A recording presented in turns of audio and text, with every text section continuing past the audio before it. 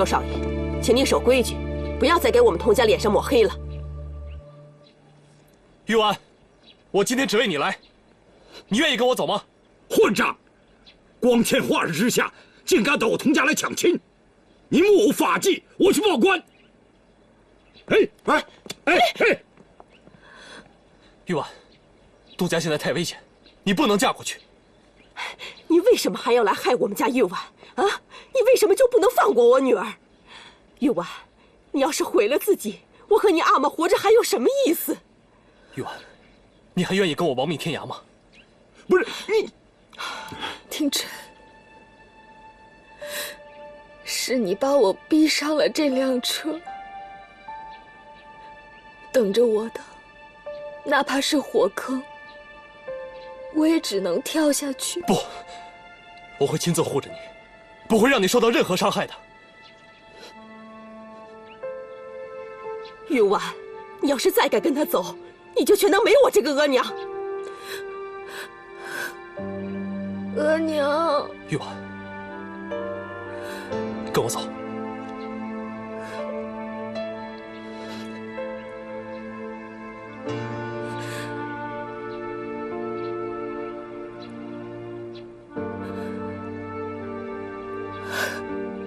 完了，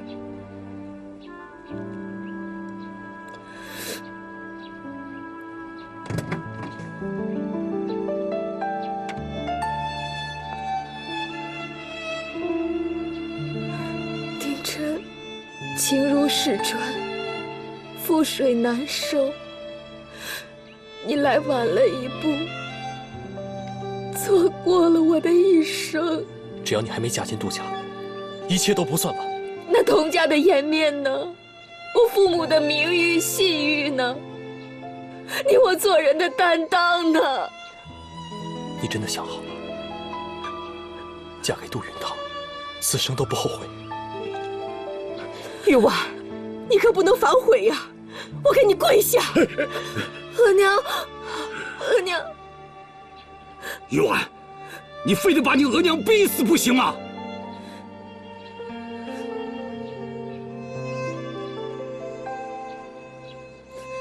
周廷琛，你已经选择过了，我也是。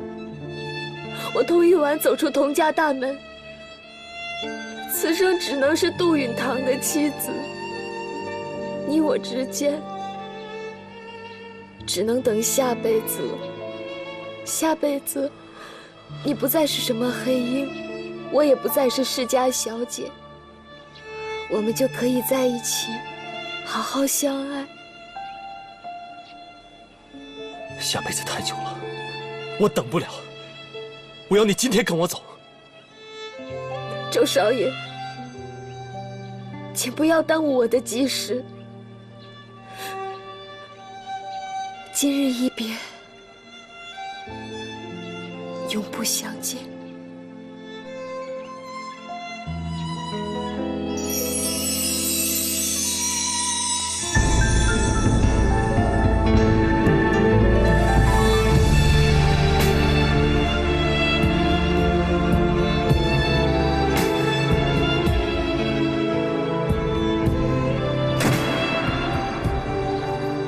玉婉，你既然已经决定嫁给杜允堂，那我就护你出家。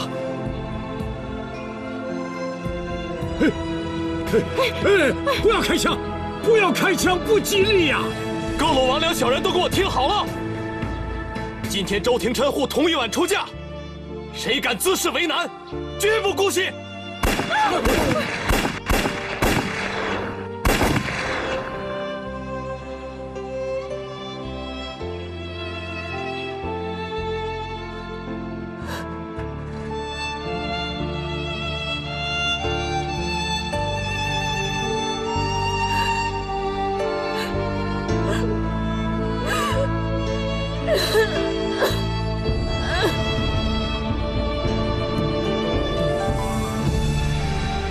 玉婉，你是周廷琛见过的最漂亮的新娘。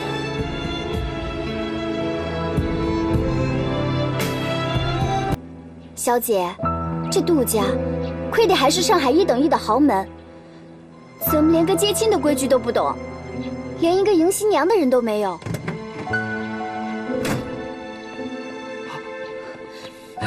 我问你，杜家少爷呢？怎么还不来接亲啊？我们家少爷，他去上厕所了，他很快就来。迎亲的时候上厕所？你骗谁呀你？你要是再不说实话，我让你吃不了兜着走。他不是上厕所，他便秘，反正我也不知道。说不说？轻点啊！你们家少爷呢？他没影了，太太正在找他。大姐，你轻一点，太疼了。小姐，怎么办啊？肯定是杜家少爷故意为难我们的。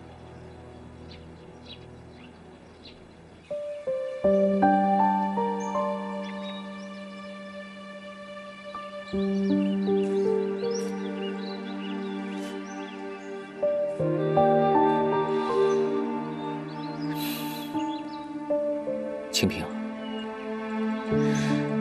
其实之前在金夫人家的时候，我并没有真的爱上你。可后来我是被你在自杀时的那种坚贞所感染了，我真的为你动心了。我们杜家就像一个大酱缸一样，里面的女人没有一个是干干净净、洁身自好的。或许你没有嫁给我是对的，这样子你就可以保持自己干净纯洁的一面，永远永远，好像天使一样留在我的心里。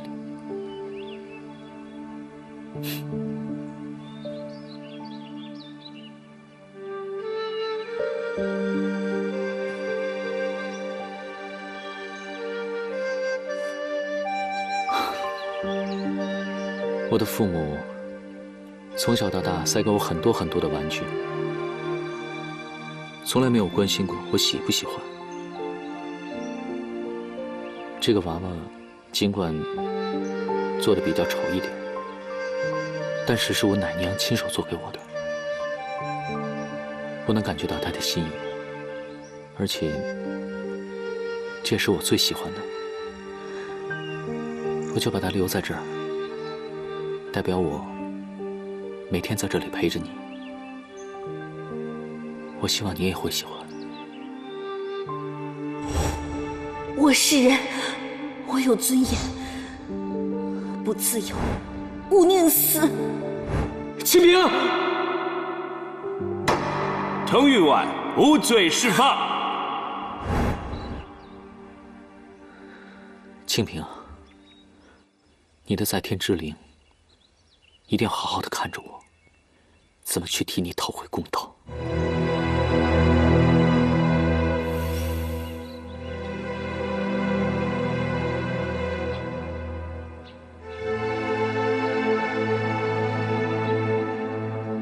小姐，我们该怎么办啊？开车，咱们走。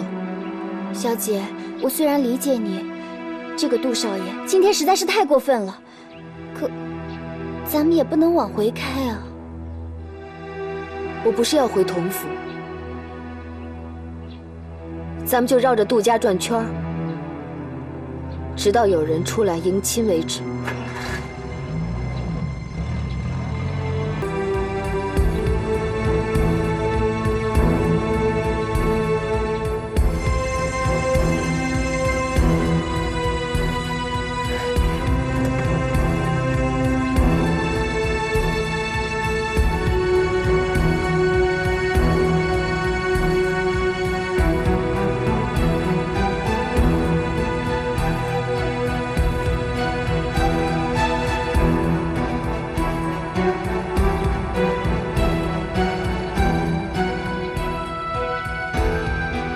希望你能喜欢我给你制造的惊喜。这手链你应该很喜欢吧？这手链怎么会在你手上？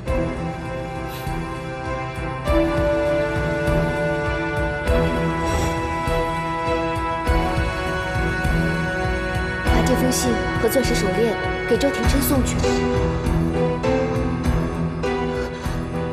我的那封信是不是也在你手上 ？Yes。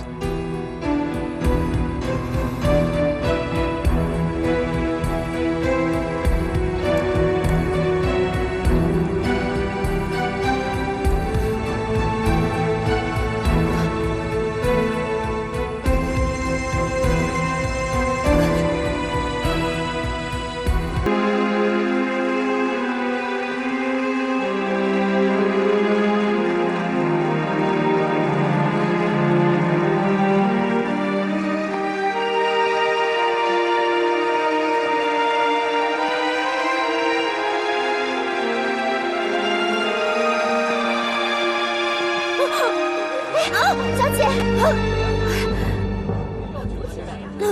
哎，一看就知道你这鞋跟脚不匹配，所以两头吃苦。哎，别担心了，这只是开始，下面的过程我会好好照顾你的，啊。好了。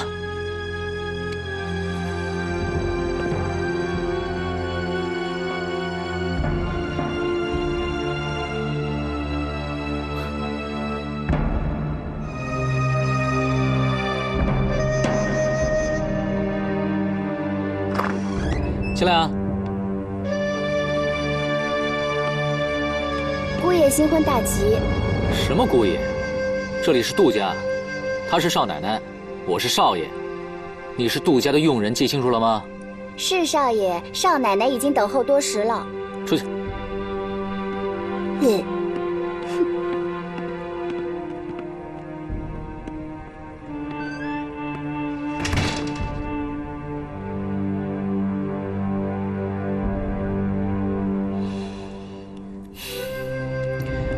长得还不错，可惜刚好是我讨厌的类型。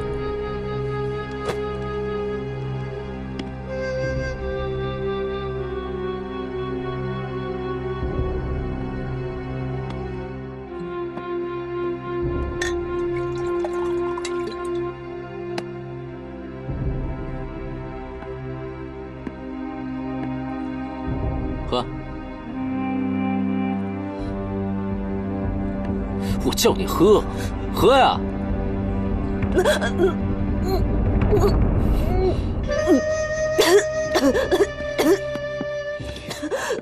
清平死的时候那模样我还记得很清楚，怎么你现在可以活得那么心安理得呀？啊？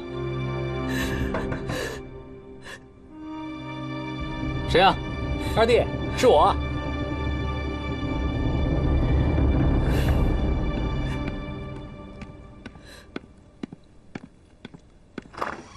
哥，哎，云堂，我想今天那么开心，咱们要不要再去喝一点？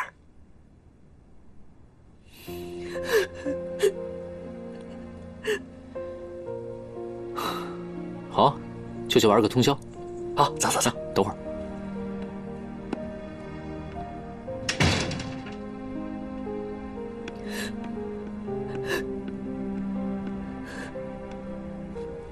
你要走？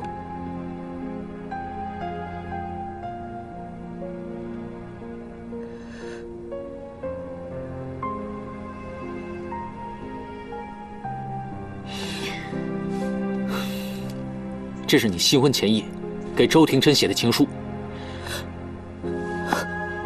我刚刚没有拿出来把你给休了，就已经算是给你和你们童家面子了。你现在还要管我吗？你凭什么管我？啊！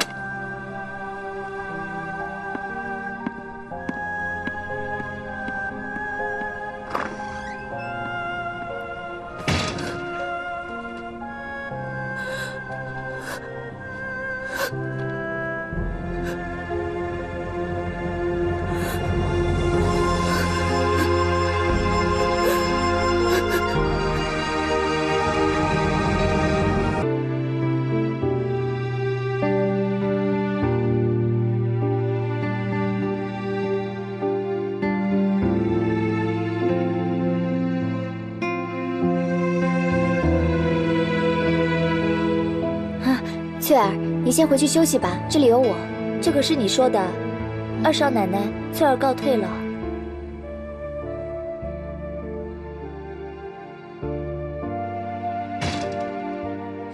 小姐，姑爷要是再不回来，天亮以后你可怎么面对亲家太太呀？如果有人说小姐不见红，婚前失了贞洁，那可是跳进黄河都洗不清了。清者自清。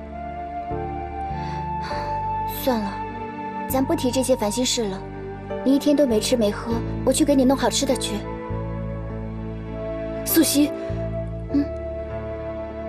这个家里每一个人都不简单，一定要多加小心，知道吗？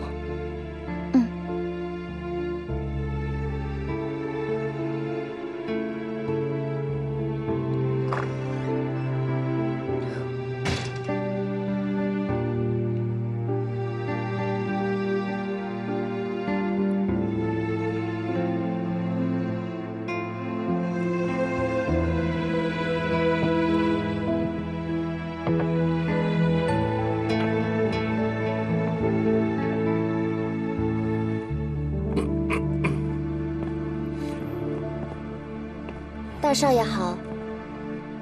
哎，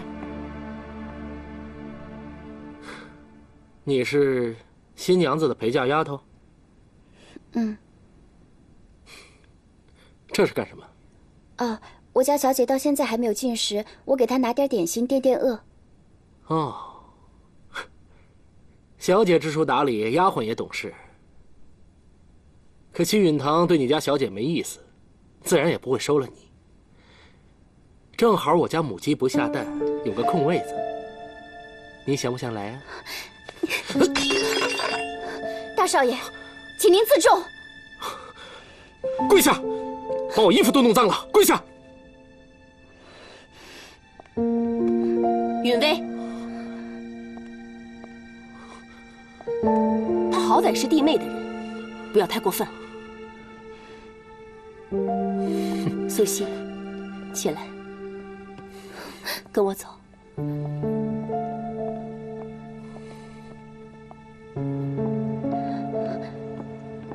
大少奶奶，谢谢您。也难怪，你们初来乍到的，不知道杜家向来是非很多。这明天新媳妇见公婆，少不得又是一堆麻烦。大少奶奶，这话怎么讲？我在这里跟你闲论是非，总归是不应该的。啊，大少奶奶，请你教教我们家小姐。我们家小姐刚进门就要做错事，姑爷又得为难她。也是，看在你家小姐跟我妹妹是同学的份上，我去教教她。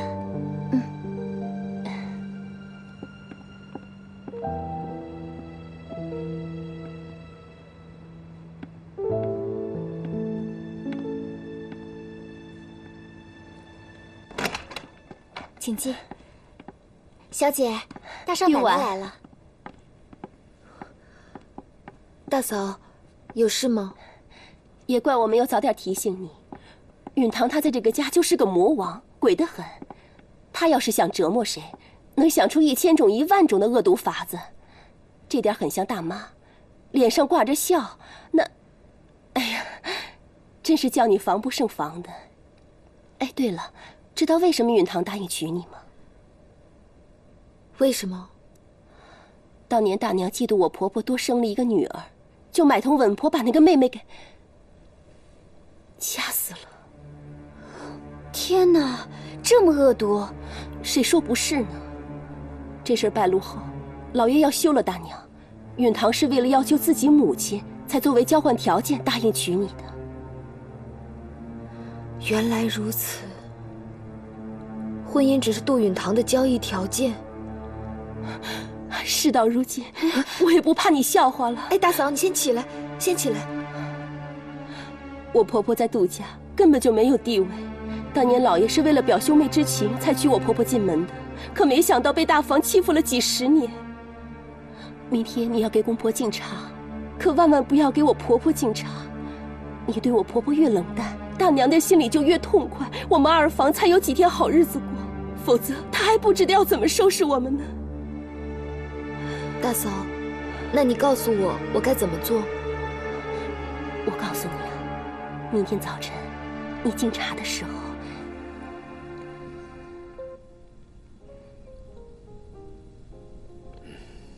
我刚得到新的情报，沈知佩的手下因长期欠辖区军饷，已经发生了哗变。另外，海军也已经封锁了长江口闹市。您说，明天这个沈知佩会不会倒台啊？沈知佩这个铁腕人物，不容易被扳倒的。最后失败的，恐怕是他的对手。现在海军军变对我们影响极大，我们一定要从长计议。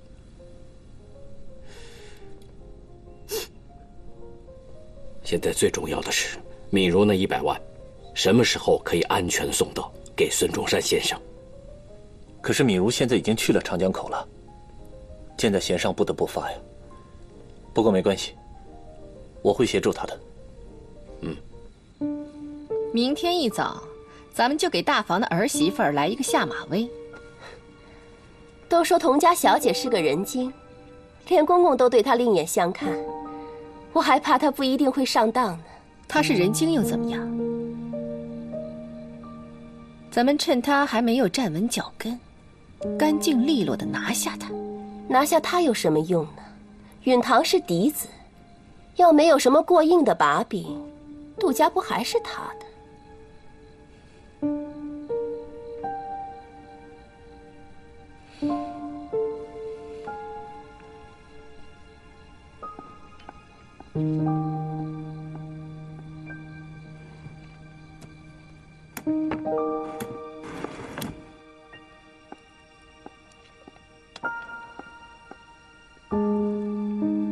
看看，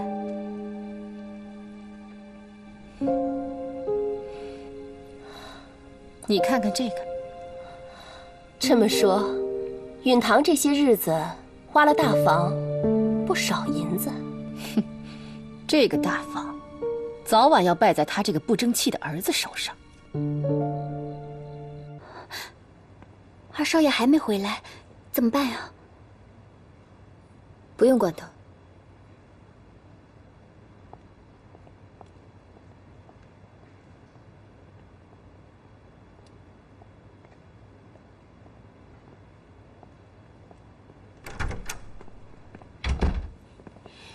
我不是跟你说我去一下花房，叫你等等我吗？就不等啊？跟他们说我昨天晚上跟你在一起。我这个人从来不会说谎话。你不会说谎话？真的？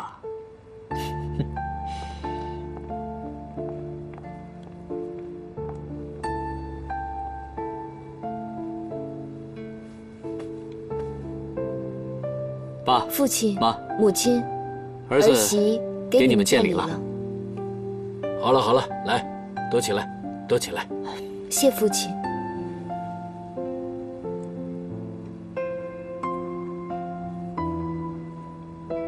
父亲，这块镶着翡翠的金怀表，能以音乐报时；纯金镂空纽花的表链配钻石表夹，可以夹在西服的衣襟上。啊，太客气了，你父母很费心，代我谢谢他们，啊。父亲客气了。母亲，这只发簪是由当年江南最擅长点翠的工匠师亲手制成，只做了2只，一只慈禧太后自己留下了，另一只送了我的外祖母，命名姐妹同喜，希望您喜欢。哎呦，运堂媳妇的这个礼物，真是难得的宝贝，真漂亮。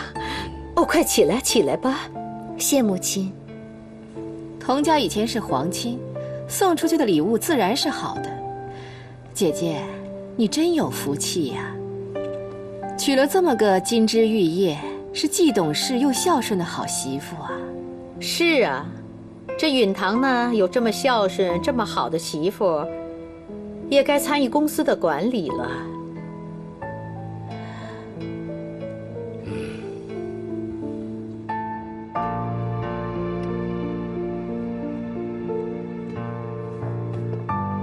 父亲，请用茶。好。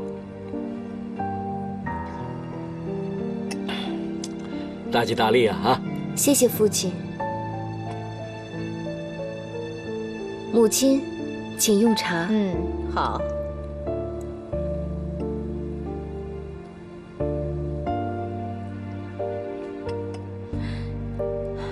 起来吧。谢母亲。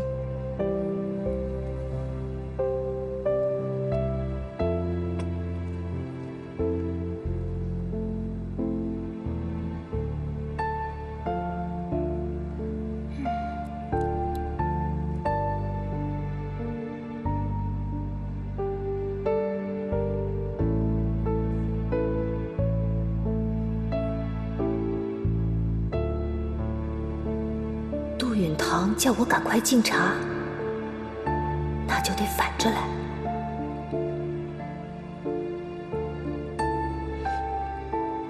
大哥，请用茶。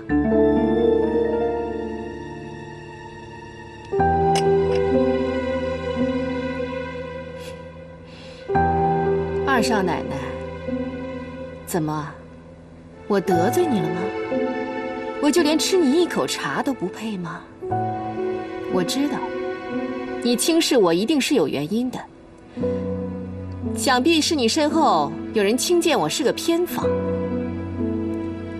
哎呀，老爷，看来这事儿啊，还得你给我做主了。好了，这事儿不用老爷做主了，我来做主就行了。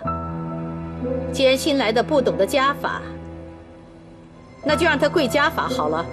母亲，我这么做是因为大嫂她告诉我。我怎么了？难道我会唆使你不给自己的婆婆敬茶吗？这么大逆不道的事，我可做不出来。你，大少奶奶说话可不能昧良心，明明是你。这是赏给你的，主人家的事儿，轮不着你一个下人掺和。这是赏给你们家小姐的，她婚前不贞，婚后仍心不在焉，铸成大错，该打。二少奶奶，敢错不敢认吗？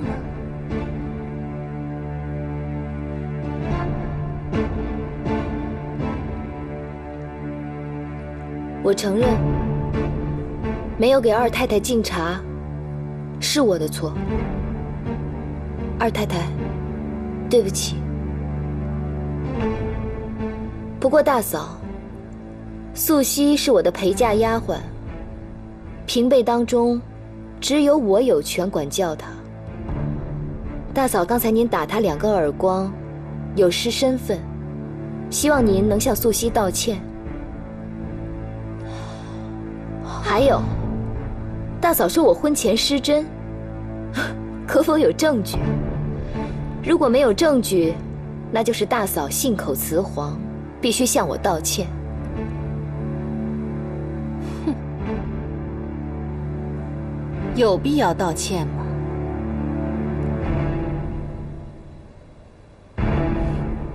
洞房花烛夜，少奶奶没有落红，不是婚前失贞又是什么？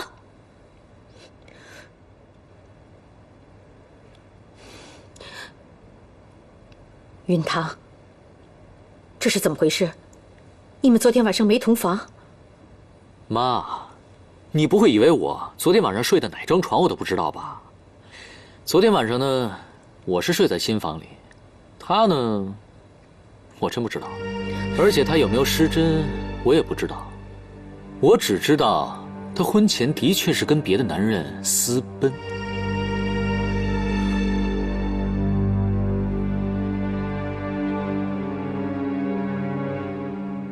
不是的，事情不是这样的，不是这样的，真的不是这样的。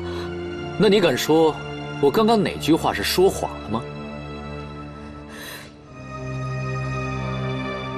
你，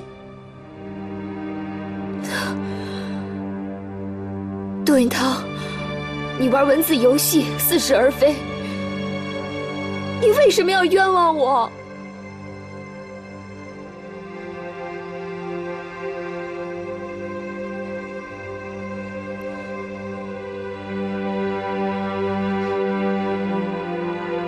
玉婉是被冤枉的。我大房的儿媳妇，她的清白我最清楚。以后谁要再敢拿白卷来说事儿，那就是在跟我作对。是。无聊，我先走了。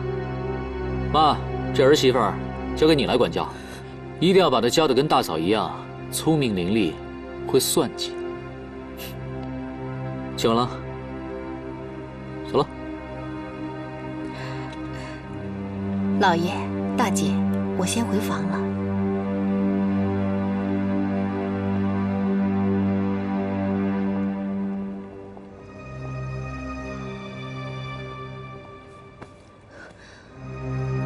多谢母亲信任我。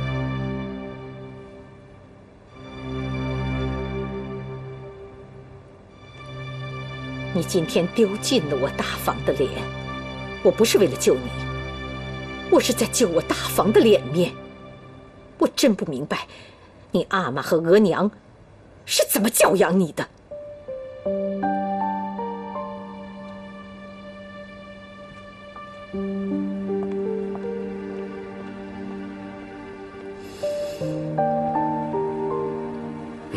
来，进来。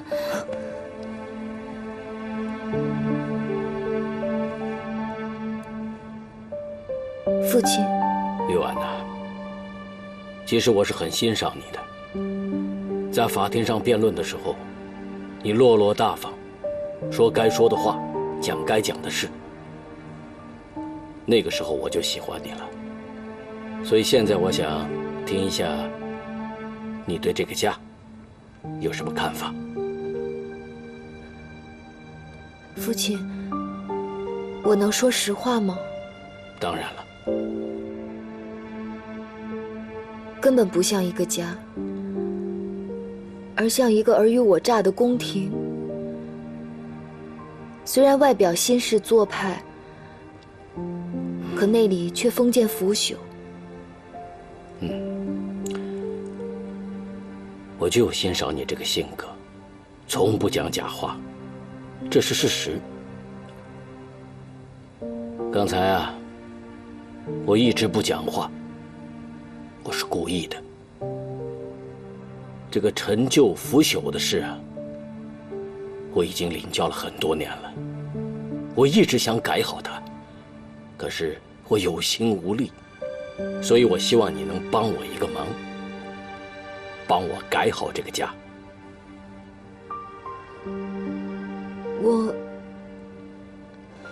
父亲，谢谢您的信任，可是我不知道该怎么做。我的意思是说，你告诉他们什么叫做善良，告诉他们什么叫做宽容。父亲，您真的信任我有这个能力吗？信任不是人家给你的，而是你用自己的行动来赢得人家的信任。不过我对你是有信心的，我相信不久的将来，你会赢得我对你的信任，甚至是杜家上上下下所有人的信任，是吧？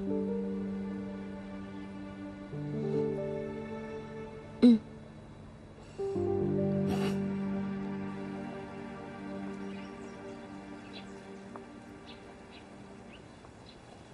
怎么，还想让我跟你道歉吗？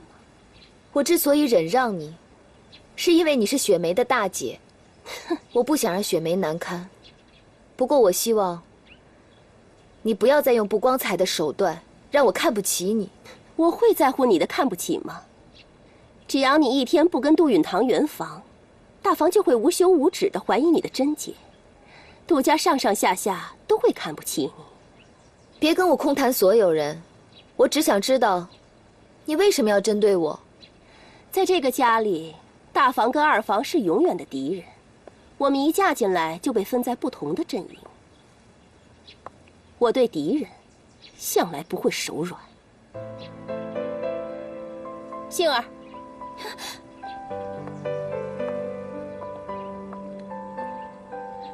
这家人一个个恨不得你吃了我，我吃了你。小姐，我真有点后悔了。你后悔什么？早知道是这样，我就应该当初不惜一切代价支持你和周少爷私奔的。我倒觉得，真正可怕的，不是把恨写在脸上的大嫂，而是笑着把我推向地狱的杜允堂。他才是真正的恶魔。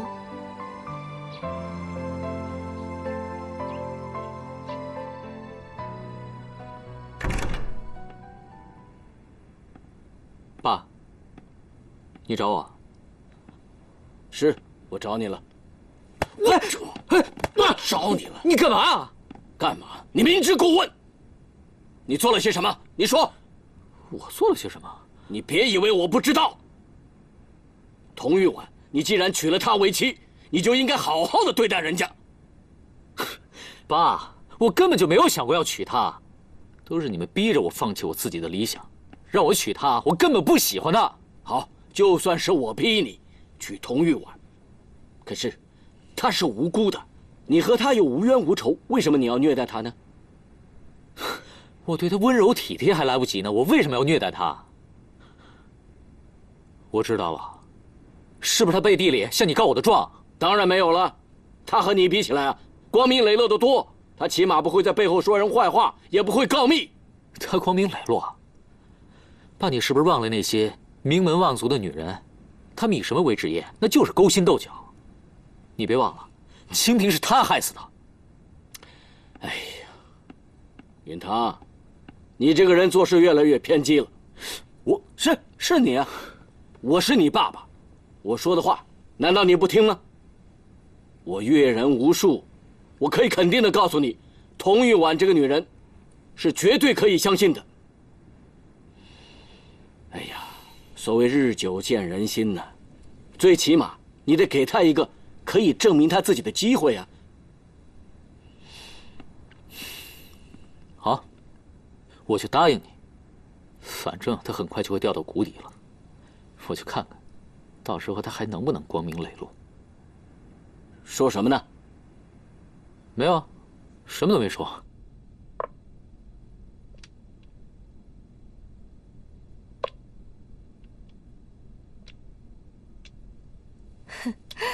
大姐，你今天打牌怎么有点心不在焉的呀？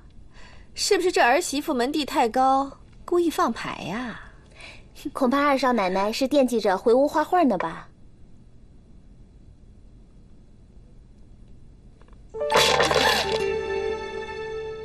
多嘴多舌的东西，哪轮到你说话的份儿啊？上家法。是。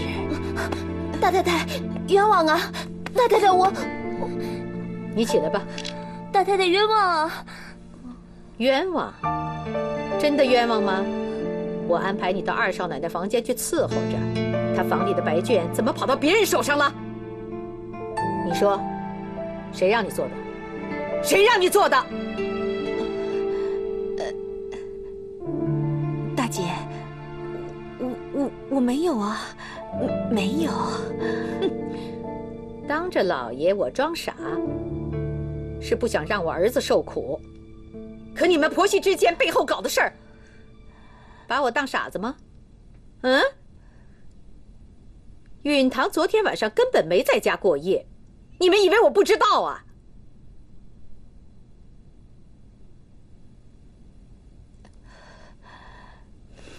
告诉你们，我是不想允堂夜不归宿的事儿传出去，今天就饶了你们。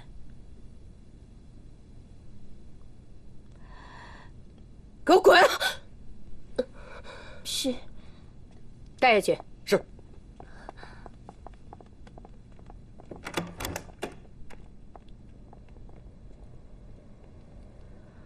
母亲，原来您什么都知道。我当然什么都知道了。这就是豪门望族。女人之间的争斗，就像是打麻将，你要错打了一张牌，就会成全别人，你自己呢，就将一败涂地。我明白了。还请母亲为我洗冤呢。我怎么为你洗冤啊？你什么时候跟允堂圆房了？让允堂证明你的清白，他才能为你洗冤，明白吗？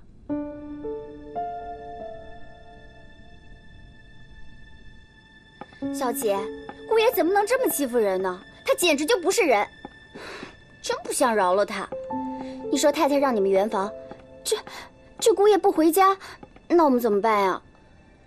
苏西，你先回去吧。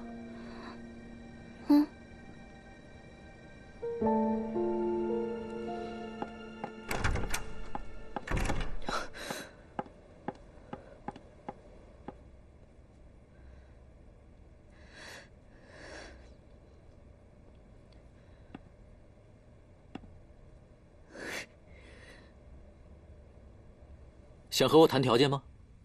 怎么那么别别扭扭的？说吧。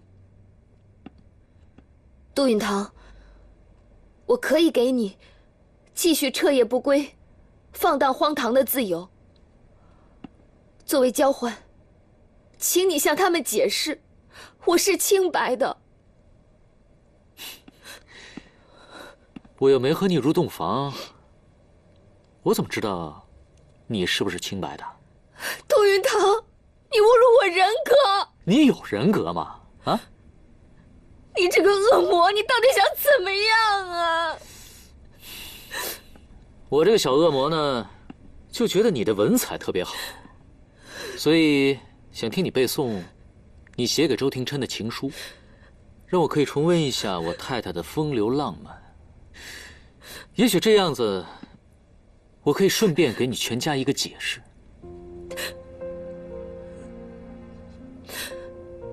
那是一段刻骨铭心的错过，不能当作谈资和玩笑。不管发生什么，我都不会给你侮辱爱情的机会。我可以再给你一次机会，要是你愿意，承认你不配做杜家的媳妇儿，我可以给你自由啊。杜允堂，你保住了你母亲在杜家的地位，就拼命污蔑我，逼我离婚，好换取你的自由，对不对？可我离婚付出的代价，不仅仅是我自己的名誉，还有我父母所有的尊严。我根本不能这么做。杜云堂，你拼命的羞辱我，无非就是想替清平报仇。你还算个男人吗？你一生当中见过几个男人啊？不就周廷琛一个吗？我一生一世见识过一个男人，我足够了。一个真的男人，让你一个人去私奔，他甩了你，你还给他写那种绵绵情书，你真笨，特别笨。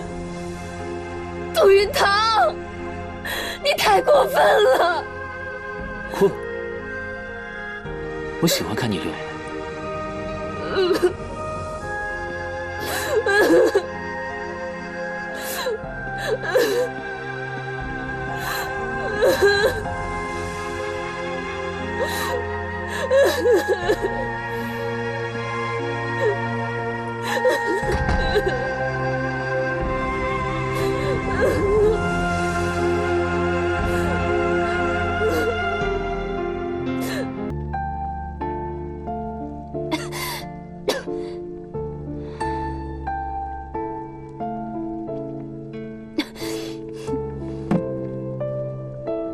这个星期的脏桌布，你来洗。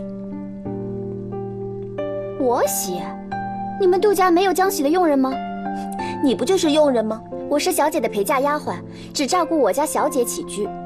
杜家媳妇都得干粗活，更别说你了。你要是不洗，我就告诉太太，让你家小姐洗。哎，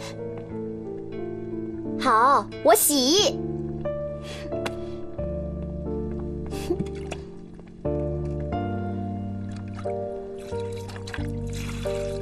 素汐，你怎么能？谁给你派的活啊？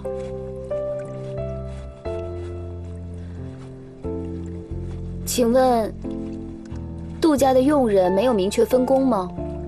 二少奶奶，素汐上次顶撞了大少奶奶，所以罚她洗桌布，而且要跪着洗。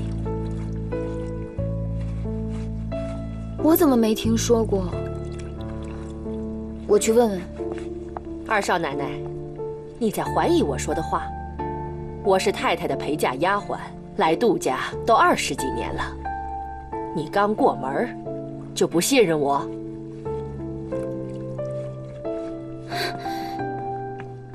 小姐，你千万别去问，我很快就能干完。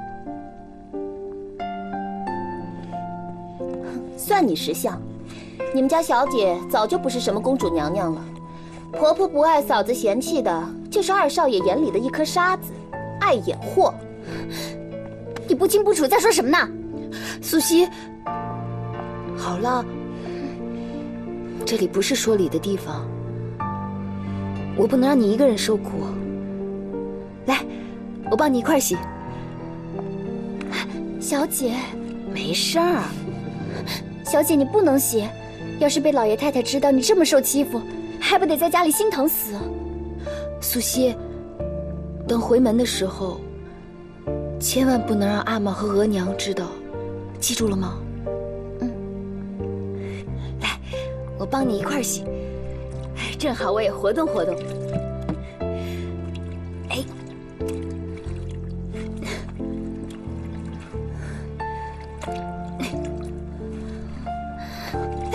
素汐，你怎么了？素汐，素汐，这么多汗，怎么这么烫啊？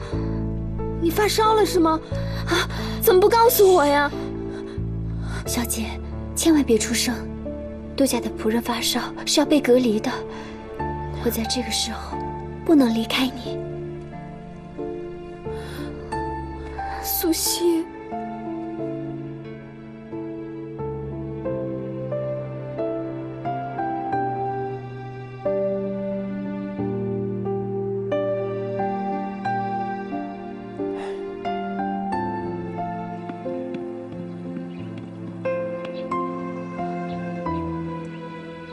少爷，我又做了一个梦，我梦见二少奶奶，她出大事了。停！你这个乌鸦嘴，不许再说你的噩梦。哦，那我就说好吗？哦不，我说好事。咱们之前买的那个麻袋股票，翻了整整3番，我们一共赚了13万0345块6。停！这算什么好事啊？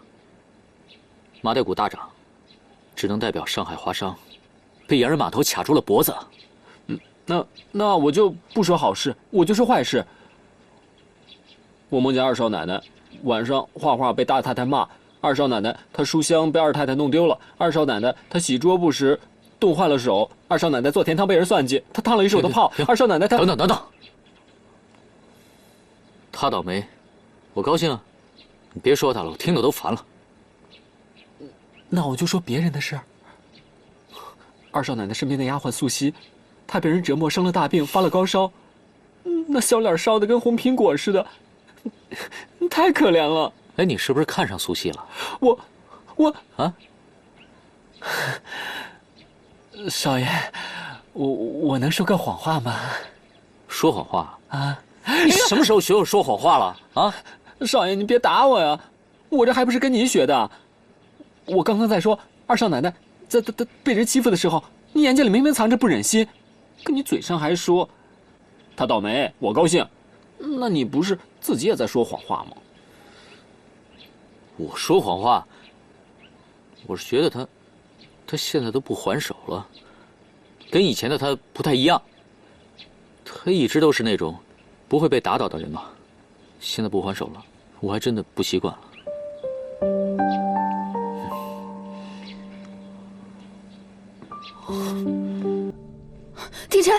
天辰受伤了，天辰。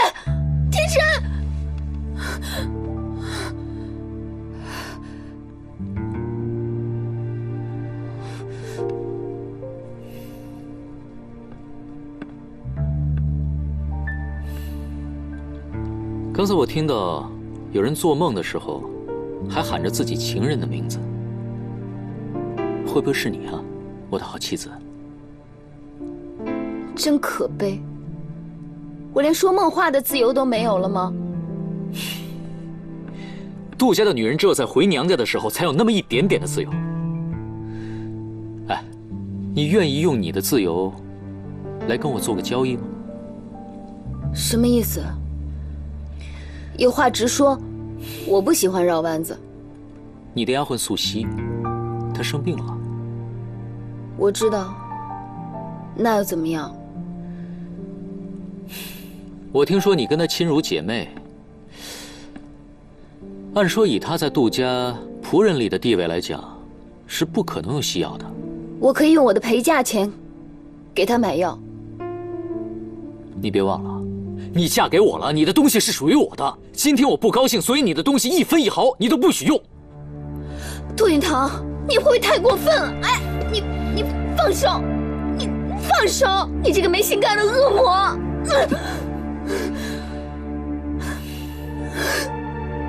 你愿意用你回娘家的自由来换你的丫鬟的西药吗？愿意吗？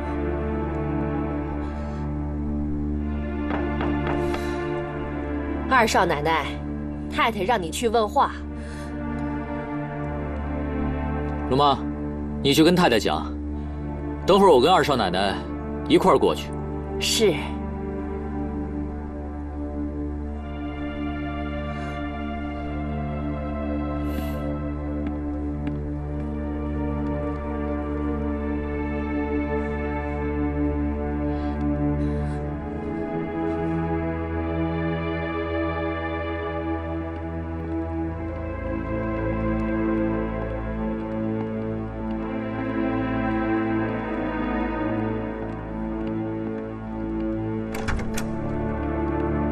母亲早。云堂，来，玉婉，你们俩坐，快坐。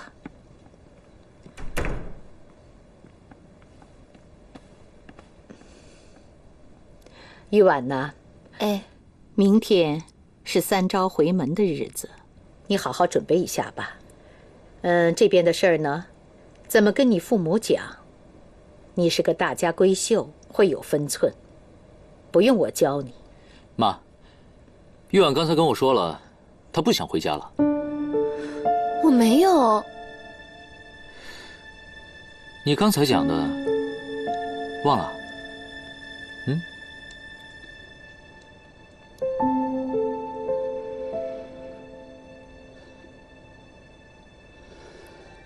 是母亲，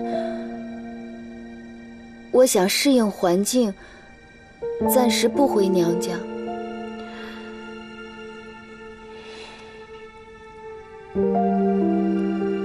好，看来你们夫妻俩也有自己的小秘密了，这是件好事儿啊！我待会儿呢就去亲家那儿跟他们说，你这儿有事走不开，然后你晚几天回去。谢谢母亲。对了，玉婉，老爷要大寿了，你既然会写字画画，正好趁着不回娘家这个空闲时间，写一写老爷寿辰上要用的2000个寿字。2000个？怎么，嫌多吗？那你就求你的丈夫向我求情，我会免你这份苦役。妈，玉婉她可喜欢画画了，对她喜欢的东西，她是不辞劳苦的。2000个，不多也不少，刚好。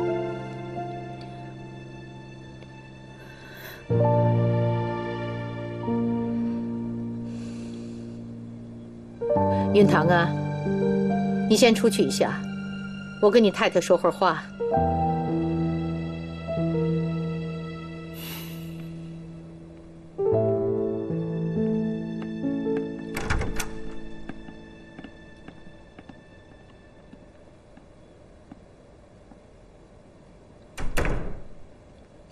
玉婉呐，你有没有想过允堂为什么会对你这种态度呢？你有没有反思过自己？你有没有想过去笼络丈夫的办法？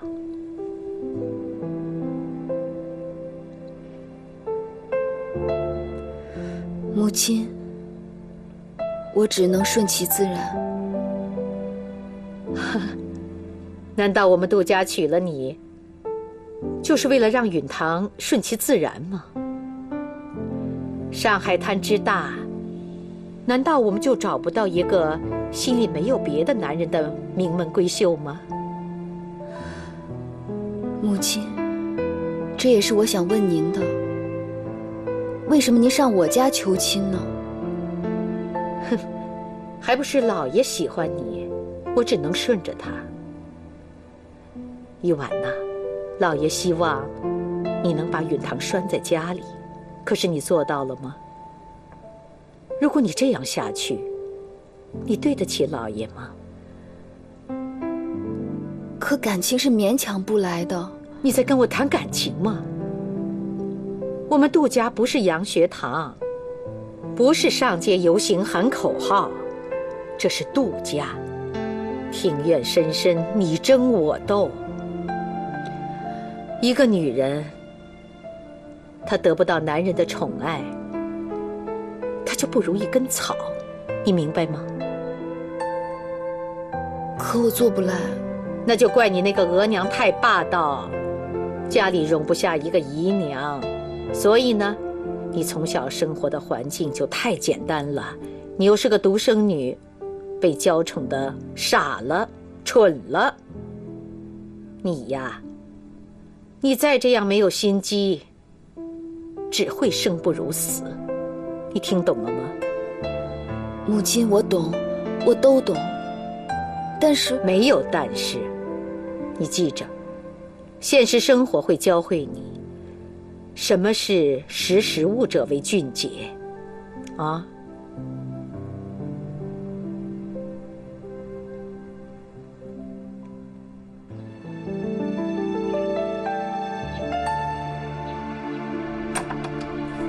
苏西，苏西，怎么样了？啊，别动，别动，你躺着啊。拿来。什么东西啊？交易啊！我答应不回娘家，你要给素汐买西药。刚去买，早买好了。二少奶奶，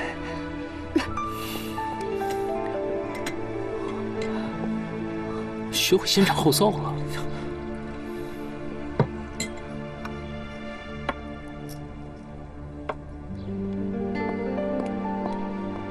素汐，起来吃药了，小心啊！来，喝药。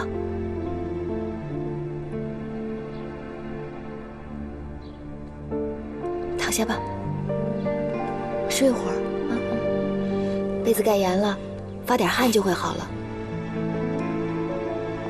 哎。问你会不会道歉啊你？啊？如果我不想道歉，你又要做什么交易？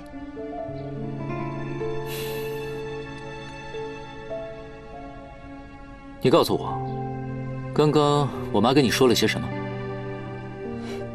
不好意思，我们的交易不包括传话。杜少爷，我就是不告诉你。怎么？怎么了？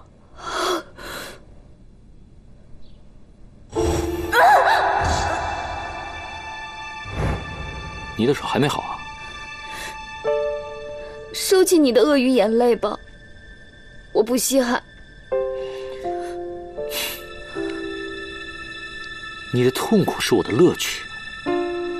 告诉你啊，还有很多好玩的游戏等着你呢，你愿意陪我一起玩下去吗？嗯？我童玉婉从来就不怕无赖强横的男人，你想怎样就过来好了，反正我已经准备好了。那你怕什么样的男人啊？啊，抛弃你的周廷琛是不是？杜允堂，你太过分了吧！等着瞧吧。哼，走。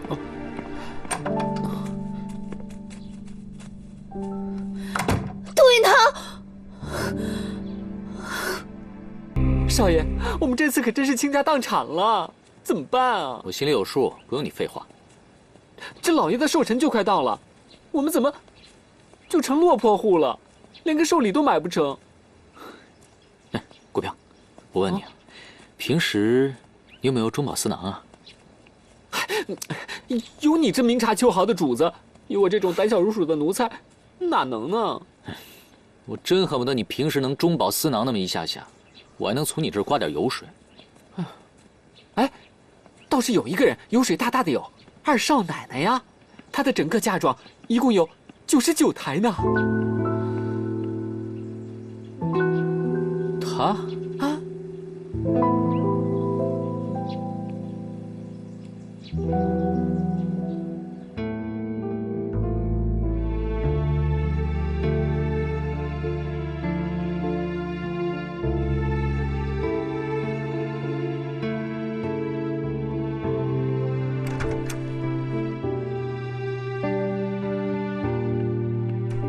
小姐，大太太说字不行，字太大留白不够，这也太难为人了吧！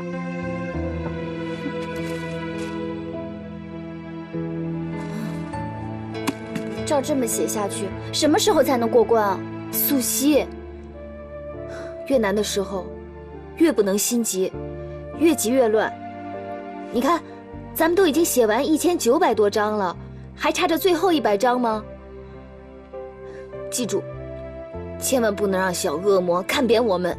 对，我们1、2、3，平心静气，战胜恶魔。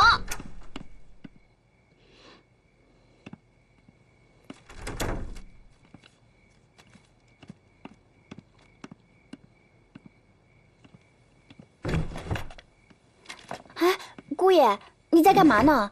这可是少奶奶的嫁妆箱钥匙。我听说二少奶奶的嫁妆千奇百怪，什么都有，我看一下不行吗？啊，不行啊！嫁妆都在库房，要看去那边看吧。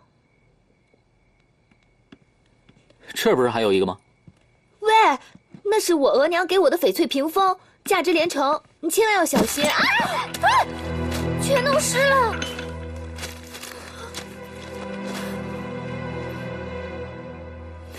杜云堂，你是故意的。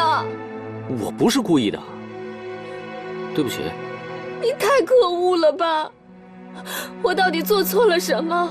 你非要这么对我，非要拉着我和你一起在封建家庭里陪葬，你觉得很有趣吗？很快乐吗？我也不快乐呀，只是我在外面有我的天地，你呢，只能在这个大宅门里承受你自己种下的恶果。我不想听你讲大道理，你出去！我出去？这里是我的家，你凭什么让我出去啊？我没时间陪你胡搅蛮缠。母亲让我写完2000个寿字，可是现在我只剩8个小时了。这样吧，我可以出去，不过作为交易，你把你的嫁妆借给我吧。交易，交易，你就知道交易。好，除了翡翠屏风，其他的都在库房里，你去拿吧，拿完就快点走。我会还你的。